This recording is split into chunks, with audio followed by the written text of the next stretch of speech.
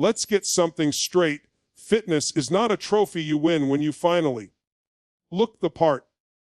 It's not the moment your abs pop, or when you hit your goal weight, or when someone says, "Wow, you look amazing." Fitness is a state of living.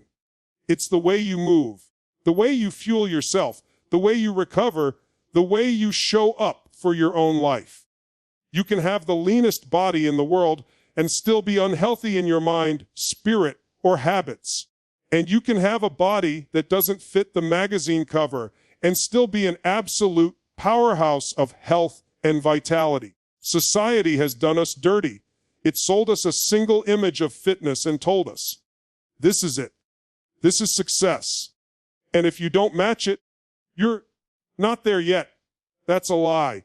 The real definition of fitness is about function, not fashion. It's about what your body can do, not just how it looks doing it. Can you run after your kids without losing your breath? Can you carry your groceries without pain? Can you wake up energized instead of exhausted? That's fitness. The moment you disconnect fitness from appearance, you gain freedom. Because now it's no longer a punishment to change the way you look. It becomes a celebration of what your body can experience. Movement becomes joy, not a chore. Training becomes empowering, not degrading. Eating healthy becomes an act of love, not restriction. You're not chasing an image. You're building a lifestyle that works for you. Think about it. We admire athletes in all kinds of sports. Powerlifters, marathoners, wrestlers, dancers, gymnasts. They all have radically different body types, yet they're all incredibly fit for what they do. Why? Because fitness adapts to your purpose. A sprinter's body is built for explosive power. A swimmer's body is built for endurance in water.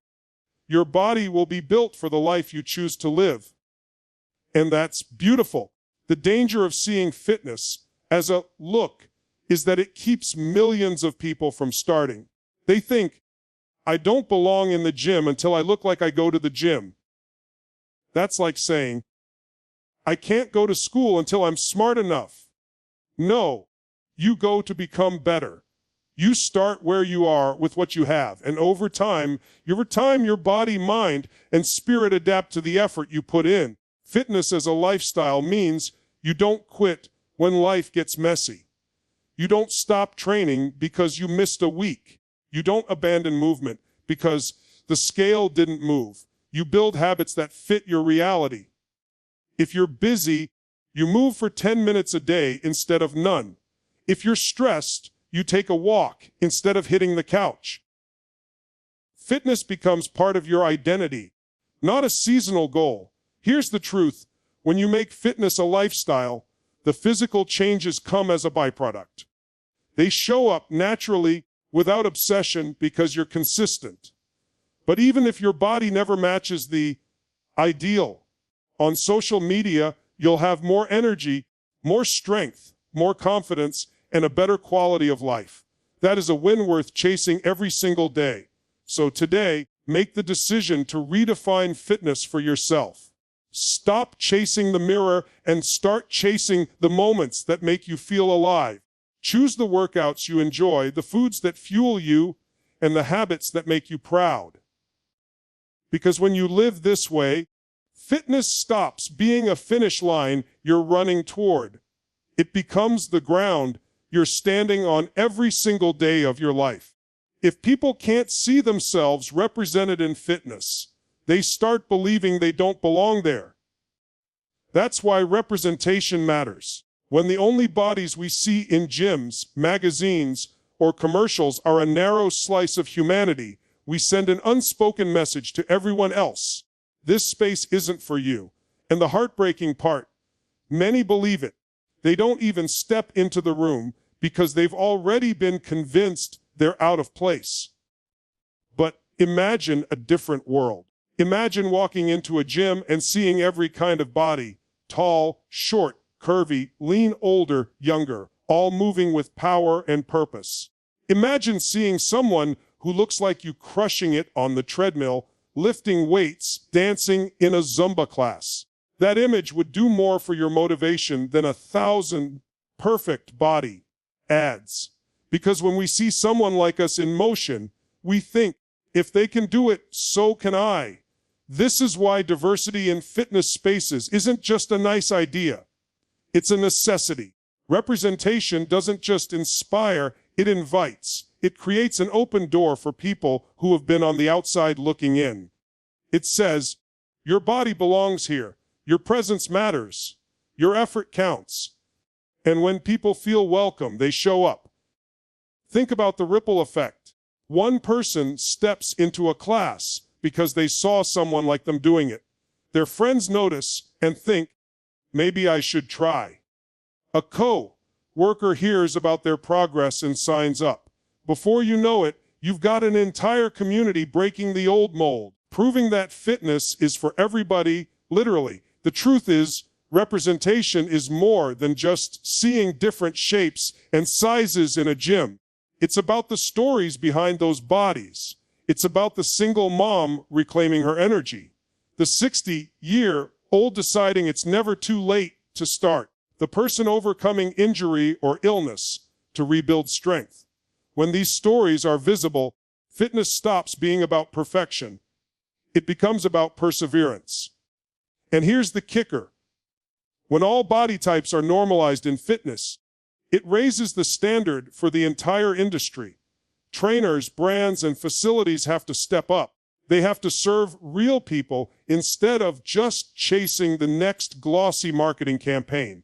That's when fitness becomes more inclusive, more compassionate, and more effective for everyone. You never know who you're inspiring just by showing up.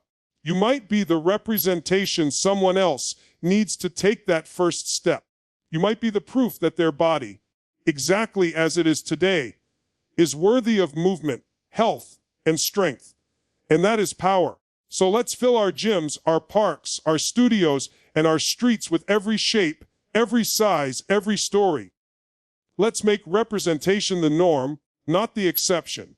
Because when people see themselves reflected in fitness, participation explodes.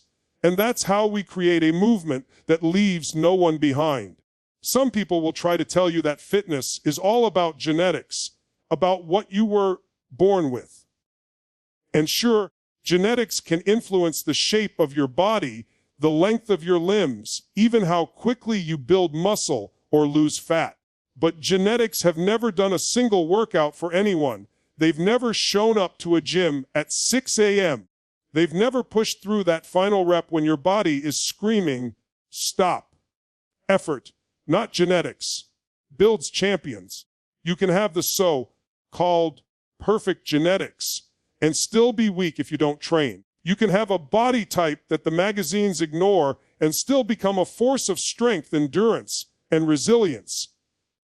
What matters is the decision to start and the courage to keep going. Because let's be real, the people who achieve real, lasting results in fitness aren't the ones who got lucky with DNA. They're the ones who made a commitment and refused to quit. Showing up is a skill, and it's one you can master. Every time you walk into the gym, lace up your running shoes, or roll out that yoga mat, you're proving to yourself that you are stronger than your excuses. That act of showing up over and over again is where transformation is born. It's not glamorous. It's not always Instagram worthy. But it's where the magic happens. I've seen people who were told they'd never be athletic step onto a basketball court in their 40s and dominate because they trained with discipline. I've seen people with injuries come back stronger than they were before because they refused to accept limits.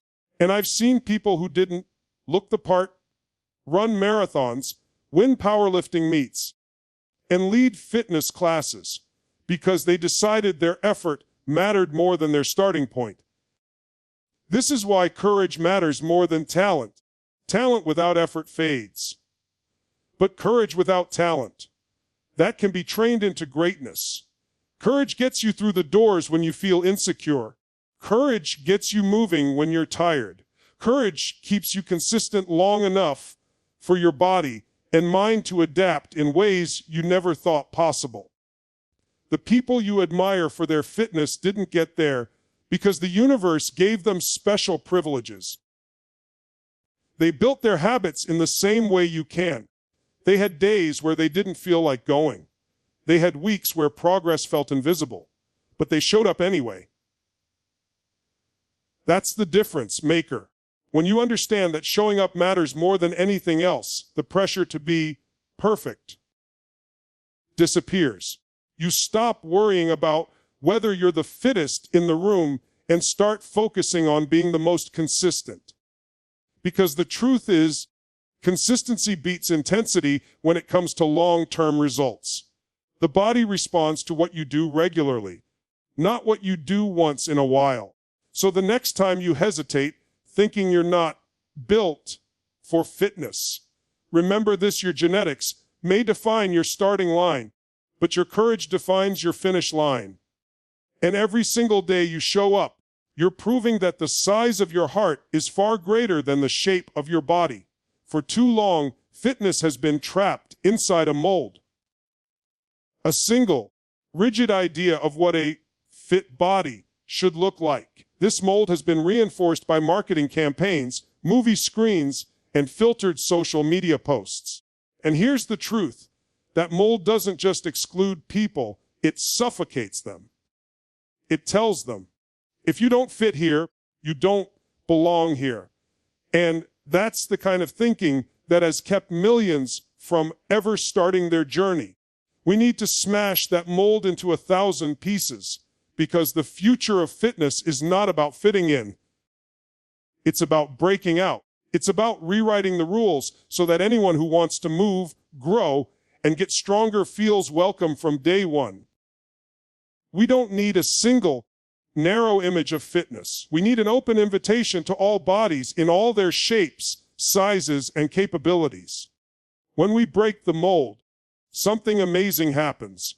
People stop hiding. They stop waiting until they look the part. Before they give themselves permission to train, they start showing up in gyms, parks, dance studios, boxing rings, hiking trails, wherever movement calls to them. And when more people move, more people heal. Think about the power in creating a movement instead of chasing a mold. A mold is static. It never changes. But a movement is alive. It grows. It evolves. It inspires. In a movement, there's space for everyone to bring their own story, their own pace, their own definition of success. That's how you create not just physical transformation, but cultural transformation. And this isn't just about feelings. It's about results. When you remove the pressure to fit an unrealistic ideal, people focus more on what they can do rather than what they should look like. That shift leads to more consistency, better performance, and deeper satisfaction. The mold demands perfection before participation. The movement celebrates participation as the path to progress. When you join a movement like this, you're not just changing your own life. You're helping rewrite the story for everyone who comes after you. You're sending the message: there's no one way to be fit. There's only your way. And that's a powerful permission slip for the next person who's been holding themselves back. Breaking the mold isn't comfortable. It means challenging old beliefs, old systems, and old habits. It means refusing to let someone else's definition of fitness dictate your worth. But once that mold is gone, the freedom you gain is worth every bit of resistance you face along the way. So let's not just talk about breaking the mold. Let's live it. Let's show up in spaces where we've been told we don't belong and own them. Let's flood the fitness world with every kind of body, every kind of journey, every kind of success story. Because the more we break the mold, the more unstoppable this movement becomes. Every single one of us has the power to make fitness a safer, more encouraging space. And it starts with how we treat each other. We underestimate the power of a smile, a nod, or a simple "you've got this" in a gym, on a track, or in a class. But that small act can be the reason someone comes back tomorrow. Encouragement costs nothing, but its return is priceless. The truth is, too many people walk into fitness spaces carrying the weight of self-doubt. They're scanning the room, wondering if they'll be judged. Some are there for the first time in years, building up the courage just to show up. And in that moment, what they need most isn't critique or comparison. It's a cheer, a sign that says, "You belong here. Keep going." We have to stop treating fitness like a silent competition and start treating it like a shared mission. Your success doesn't threaten mine, and my progress doesn't diminish yours.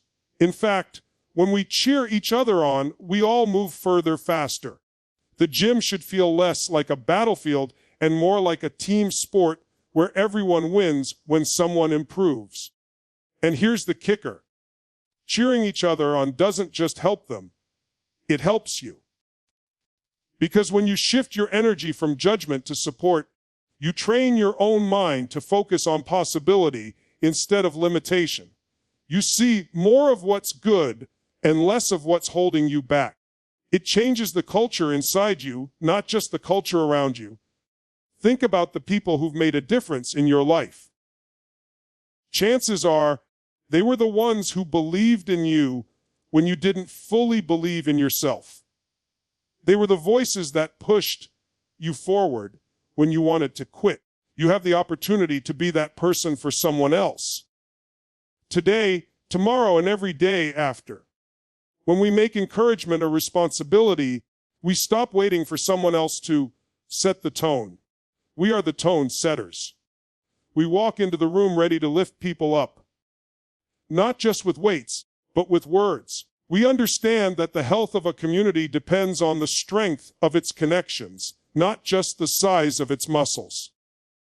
Every clap, every high five, every "you've got this" is a seed, and you have no idea how far that seed will grow. Maybe it's just enough to get them through that workout. Maybe it's the spark that keeps them consistent for the next year.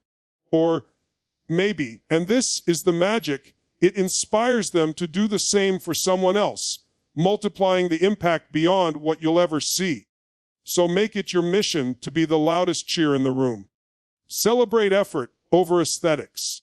Celebrate the person who finishes last with as much passion as the one who finishes first. Because when we make cheering each other on a responsibility, we don't just build stronger bodies, we build stronger people. You don't have to earn your place in fitness. Read that again. Your body, exactly as it is right now, is already worthy of movement, strength, and health. You don't need a smaller waist, bigger biceps, or a certain number on the scale to qualify. If you have a body, you belong, period. The problem is, too many people are waiting to lose weight before joining a class, waiting to get in shape before going to the gym, waiting to feel confident before stepping onto the mat. But here's the truth. Confidence doesn't come before action. It comes because of action. You can't think your way into belonging. You have to move your way into it. Your body is not a project to fix. It's a partner to strengthen. And the relationship you have with it starts today, not after you reach some goal. Every squat, every stretch, every walk around the block is a way of saying, "I'm here for you. I'm investing in you." And the more you treat your body as worthy right now, the more it responds with energy, resilience, and vitality. Fitness doesn't have a gatekeeper. No one is standing at the door with a checklist deciding if you look fit enough to enter. The only gatekeeper is the voice in your head telling you you're not ready. And the moment you stop listening to that voice, you unlock a freedom most people never taste. The freedom to show up fully, without apology. I've seen people start their fitness journey at every imaginable stage, recovering from surgery, overcoming decades of inactivity, fighting chronic illness, even learning to walk again. None of them waited until they looked fit to begin. They started where they were, and that's why they changed, because they understood that worthiness is not a reward, it's the starting point. This is the shift that changes everything. When you believe your body is worthy now, you stop punishing it and start partnering with it. You feed it better because it deserves good fuel. You train it because it deserves strength. You rest it because it deserves recovery. And you celebrate it because it carries you through every single day of your life.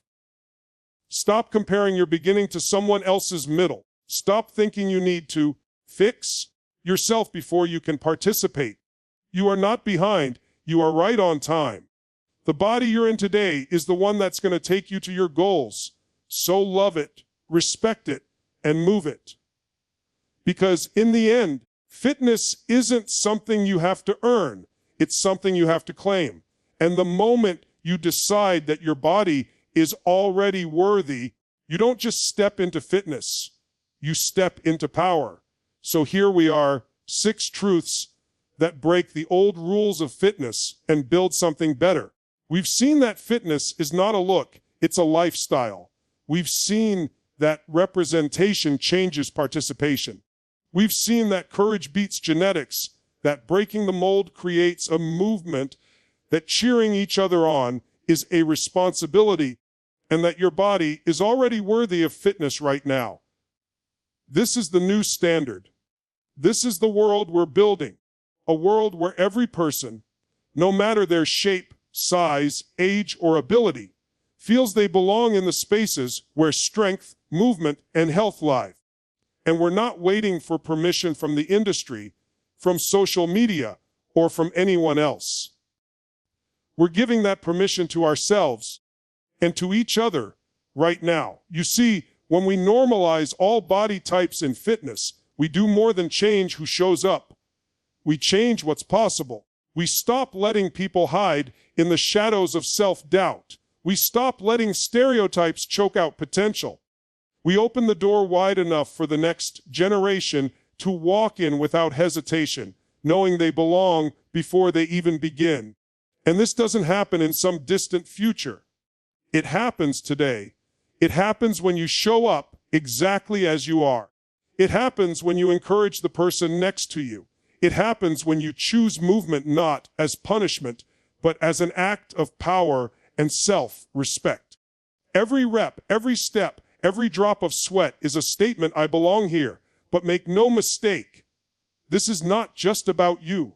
It's about the hundreds, the thousands, the millions who will see your example and think, if they can do it, I can too. That is the ripple effect we're chasing. That is the legacy we're building. So I'm asking you to step up, not just for your own fitness, but for the movement. Show the world that the gym, the track, the field, the studio, the trail, they are for all of us. Flood these spaces with diversity, with energy, with pride. Become the proof that fitness belongs to everybody and everybody. Because once enough of us believe this, once enough of us live this, the old mold will shatter for good, and in its place will be something bigger, brighter, and stronger. A culture of fitness that celebrates all who dare to move. The future is in our hands, and it starts with you. Today, right now, show up, own your space, and let the world see what happens when we normalize all body types in fitness. And never go back.